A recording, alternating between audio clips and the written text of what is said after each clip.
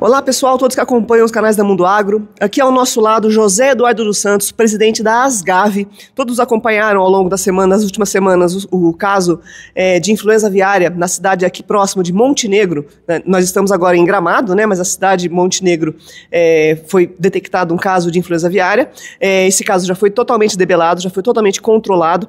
E eu vim conversar um pouquinho sobre esse assunto com José Eduardo dos Santos e entender os próximos passos da avicultura gaúcha, como o Estado está se prevenindo agora e, acima de tudo, falar um pouquinho sobre o preparo anterior, porque eram casos, um temor do setor avícola, né, que acabou se confirmando, mas e agora, os próximos passos? José Eduardo, mais uma vez, muito obrigada pelo seu tempo aqui conosco. Os próximos passos, Eduardo, foi um susto, foi um baque, mas a vida continua e a avicultura não pode parar, né? Isso mesmo, a vida continua, você falou bem. Tivemos sim, né, um impacto, porque aconteceu a primeira vez em aves comerciais. Nós já tivemos em 2023 em aves silvestres, entrou lá no estado do Espírito Santo, se eu não me engano.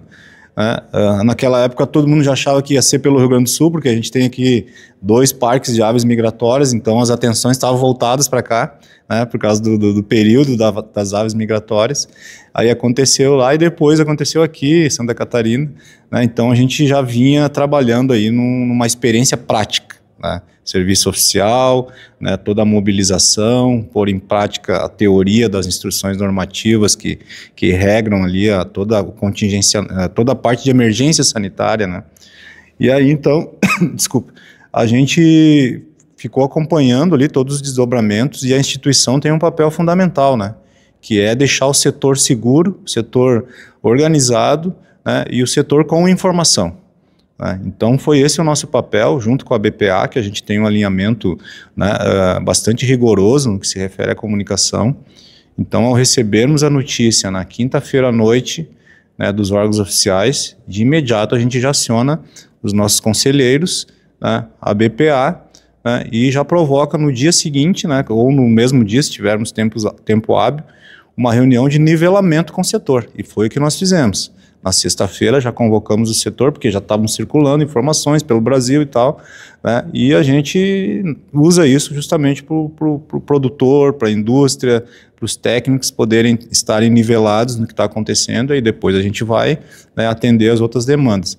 E também, né, com todo o apoio do estabelecimento, da indústria que tem a integração com esse estabelecimento, né, dando todo o apoio, porque também foi decisivo ali, né, essa questão toda voltada à biosseguridade, né, que fez com que também não tivéssemos ali, né, o espalhamento da doença. Então isso foi importante. E um destaque, né, Eduardo?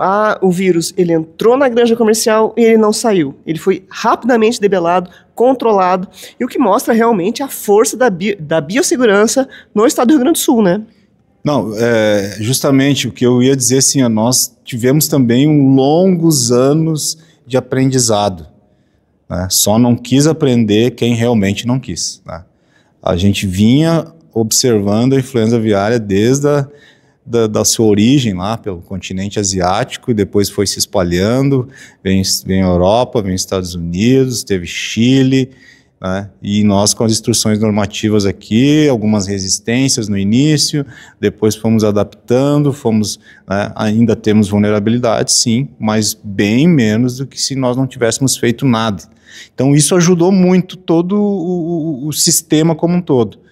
E aí a situação foi se alastrando e foi piorando em países aqui como Estados Unidos, que nós vimos aí, né, um sacrifício de quase 170 milhões de aves nos últimos 3 anos. Vejam bem, e no primeiro trimestre agora em torno de 30 milhões, se eu não me engano. Então isso foi também trazendo para o setor, né, a consciência de que era preciso investir muito em biosseguridade. Então isso também nos ajudou muito, né, e mais, né, a responsabilidade dos serviços oficiais. Às vezes o pessoal se queixa, porque no Rio Grande do Sul o Ministério tem a régua altíssima, a Secretaria tem a régua altíssima, né, mas é justamente essa preocupação que nós temos que ter, né, também como setor, justamente para acontecer o que você falou, né? Teve o vírus, teve a incidência, teve o registro, e aí tinha mais propriedades ao redor e não se espalhou. E há que se enaltecer também, né, Eduardo, a transparência no processo como um todo.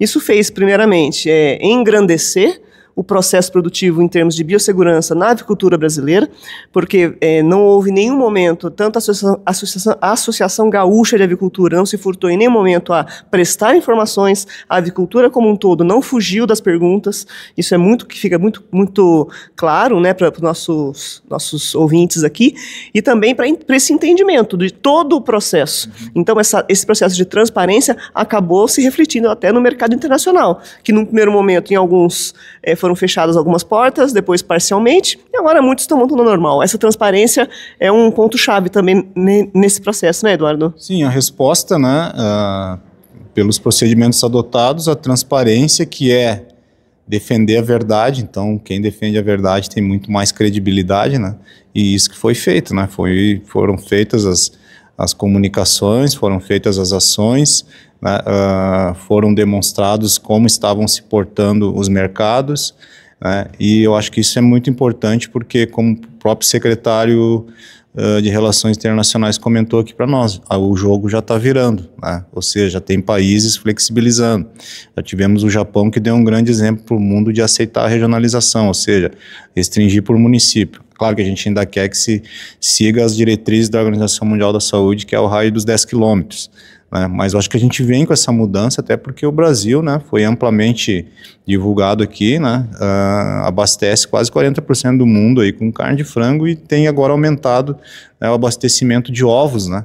Então, tem que ter um regramento embasado na ciência, embasado, né, nas práticas todas aí de comercialização dentro, né, dos procedimentos legais, né, para que haja esse comércio, ele não seja interrompido se uma propriedade está a 200, 300 quilômetros do foco e o foco foi resolvido, foi, né, debelado, como você mesmo falou. Né? Então, isso aí que está se buscando, justamente por isso que a gente tem mostrado essa transparência. Foi falado aqui agora no painel que eu participei que os países duvidavam, né? Eu sofri isso em eventos na Europa e tal, na International Eye Commission, né? De eles estar mostrando o mapa lá onde tinha influenza no mundo, onde tinha aqui detectado, aqui suspeita, aqui registro, e quando mostrava o Brasil não informado. E não era uma verdade. No Brasil sempre informou, sempre, só que não tinha. Como é que nós íamos informar o que não tinha? E agora não, está aí o Ministério com um quadro informando as suspeitas, né, como estão, né, e o setor também, tendo aí algum tipo de problema, o setor se apresenta e busca aí os recursos necessários para implantar ali todo o serviço de emergência sanitária.